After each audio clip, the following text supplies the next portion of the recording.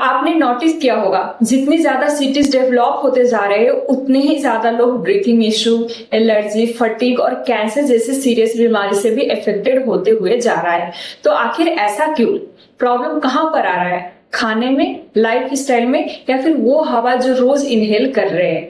नमस्ते, मैं डॉक्टर खुशबू, consultant eight ओज आयुर्वेदा, और आज मैं बात करूंगी कि हाई डेंसिटी सिटी और पोल्यूटेड एनवायरनमेंट किस तरह धीरे धीरे हमारे बॉडी को डेली अफेक्ट कर रहे हैं और क्यों आज बड़े सिटीज में क्रोनिक डिजीज जैसे कि कैंसर जैसे रिस्क कंपेरेटिवली हाई देखने को मिलता है। तो देखिए, एक नॉर्मल इंसान सुबह उठने से लेकर रात को सोने तक कंटिन्यूअसली पोल्यूटेड एनवायरनमेंट के कांटेक्ट में आ रहे हैं। सुबह वॉक पे निकलो तो व्हीकल का स्मोक, रोड पर निकलो तो ट्रैफिक पोल्यूशन और dust, construction site, factory, burning garbage, chemical fume, और धीरे धीरे हम इतना एक्सपोज हो चुके हैं पोल्यूटेड एयर से कि वो भी अब हमें नॉर्मल लगने लगा है। लेकिन बॉडी के लिए ये बिल्कुल भी नॉर्मल नहीं है। जब कोई बार बार पोल्यूटेड हवा को इनहेल करते हैं तो वो सिर्फ हवा को ही इनहेल नहीं करते, उसके साथ साथ बहुत सारे हार्मफुल माइक्रोस्कोपिक पार्टिकल्स भी लंग्स के अंदर इंटर कर रहे होते हैं। कुछ पार्टिकल्स तो इतने छोटे होते हैं कि वो लंग्स के डीपेस्ट टिश्यू तक को अफेक्ट कर सकते हैं, और कुछ तो ब्लड स्ट्रीम तक भी इंटर कर जाते हैं।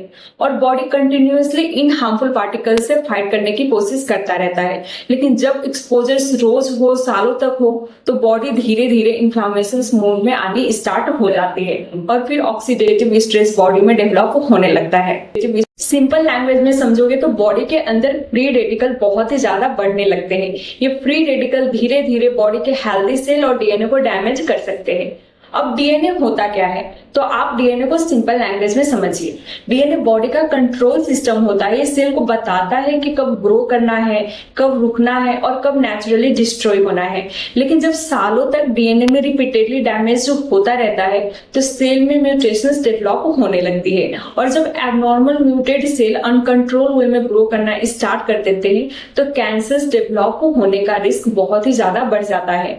इसीलिए पोल्यूटेड और हाई डेंसिटी सिटीज में स्पेशली लंग कैंसर और रेस्पिरेटरी डिजीज का रिस्क कंपैरेटिवली बहुत ही ज्यादा देखने को मिलता है। लेकिन ऐसे सिटीज में सिर्फ पोल्यूशन ही प्रॉब्लम नहीं होते।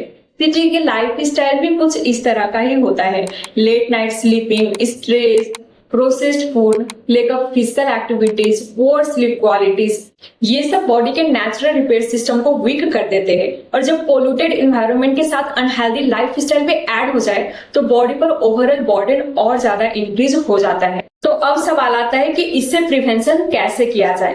तो देखिए, हम शायद पोल्यूशन को ओवरनाइट खत्म नहीं कर पाए, लेकिन हम अपनी बॉडी की रेसिस्टेंट और रिपेयर कैपेसिटी को डेफिनेटली सपोर्ट कर सकते हैं। तो सबसे पहले तो स्मोकिंग अवॉइड करिए, क्योंकि ऑलरेडी पोल्यूटेड एनवायरनमेंट में लंग्स कंटिन्यूअसली स्ट्रेस टॉलरेट कर रहे हैं, और जब ऊपर से आप स्मोकिंग भी ऐड कर लोगे तो लंग्स के सेल और भी ज्यादा डैमेज हो सकता है, जिससे क्रोनिक बीमारी होने का चांस और भी ज्यादा इंक्रीज हो सकता है। दूसरा, डेली फिजिकल एक्टिविटीज बहुत ही ज्यादा इंपॉर्टेंट है। कई लोग सोचते हैं कि एक्सरसाइज तो सिर्फ वेट लॉस के लिए ही होता है, लेकिन ऐसा बिल्कुल ही नहीं है।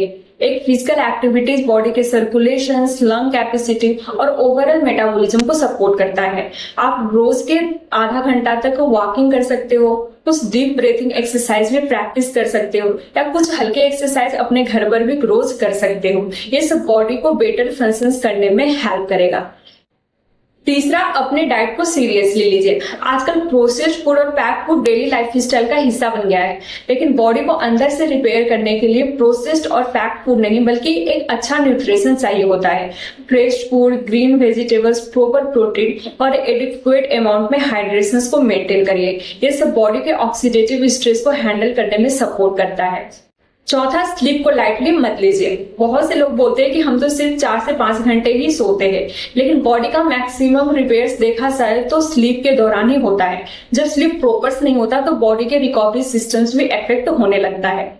पांचवा, स्ट्रेस मैनेजमेंट है। High density city life style में मेंटल स्ट्रेस भी बहुत बड़ा फैक्टर्स होता है, और क्रोनिक स्ट्रेस बॉडी को कंटिन्यूअसली स्ट्रेस मोड में रखता है। इसीलिए रिलैक्सेशन, प्रॉपर रूटीन और मेंटल कामनेस बहुत ही ज्यादा इंपॉर्टेंट होता है। और सबसे इम्पोर्टेंट बात, बॉडी के वार्निंग सिग्नल को इग्नोर मत करिए। परसिस्टेंट कफ हो, ब्रीथिंग इशू हो, चेस्ट में हैवीनेस हो, अनयूजुअल फटीग जैसा लग रहा हो या अनएक्सप्लेन्ड वेट लॉस हो, ऐसे सिम्टम्स को नॉर्मल पोल्यूशन का इफेक्ट या कुछ और चीज बोलकर अवॉइड मत करिए, क्योंकि अर्ली डिटेक्शन बहुत ही इंपॉर्टेंट होती है। और याद रखिए, बॉडी रोज आपको प्रोटेक्ट करने की कोशिश करती है, तो आप भी कुछ अपने साइड से ऐसा करें जिससे बॉडी को सपोर्ट मिल सके।